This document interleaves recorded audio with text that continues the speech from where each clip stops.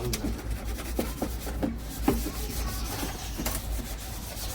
ડબલાના રીતે સરસ કટિંગ કરી અને મસ્ત પાવડરથી ધોઈ દેવાનું ચકાચક. એ આ તો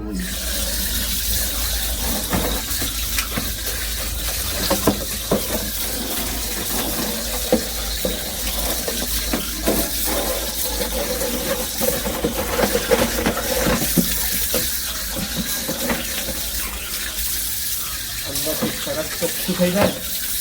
આ રીતનું કટિંગ કરું અંદરથી સરસ ચોખ્ખું ક્લીન કરી દેવાનું. તેવું ડબલું 5 લીટર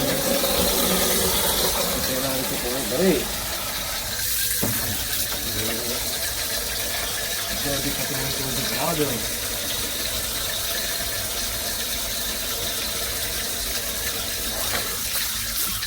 ઓકે સરસ. હવે આપણે મને મસ્ત જગ્યાએ લગાવી દઈએ. પક્ષીઓ કાયમ આજીવન પાણી પીવા માટેનું કુંડું જેના કદી તૂટે ના સ્ટોપ કરી દેવું.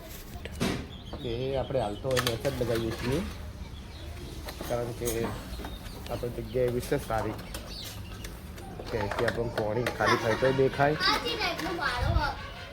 લાગે સારું અને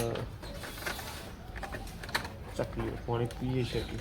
અમારી ચકલીઓ બીયાતી નથી એટલે અમે નેચે લગાવી. તમારી ચકલીઓ બીયાતી હોય ડરતી હોય નેચે ના આવતી હોય તો તમે થોડુંક એવી જગ્યાએ લગાવજો કે ચકલી બીયાય નહીં પાણી પીવા આવે. જો અમારી ચકલીઓ બતાવો, આ બેઠી જુઓ, આવી 10 ચકલીઓ ઘેર રહે એ બિલકુલ બીયાતી નથી. ઝૂમ કરીને બતાવો ચકલીને શી બેઠી છે, બીયાય છે. અને બીજી ચકલીઓ હાલ ચણવા જેલી એક પેલી ત્યાં માળો બનાવે છે.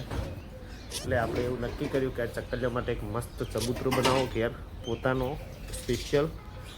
અને આ બધી જ જગ્યા ખુલ્લી દેખાય, તમામ ચકલીઓ પોતાનો વસવાટ કરે એ રીતનું એક સરસ આયોજન કરવું છે.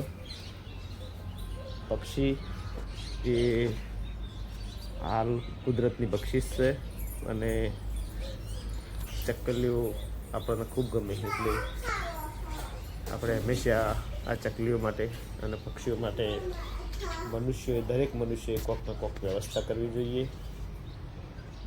જો ચકલી પોતાનો સુંદર માળો બનાવી રહી હાલ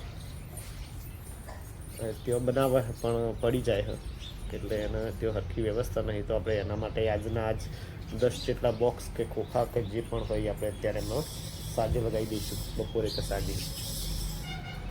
અને પાણીની વ્યવસ્થા અને કાલે એમ આપણે કરીશું આપણે એમને દોણા ખાવાના. અને આપણો આ જો સિમ્બોલ આપણે આ સિમ્બોલના માધ્યમથી સેવાના કામ કરતા થયા છીએ પાછલા 2014 વર્ષ 2014થી આજ સુધી અને કરતા જ રહીશું.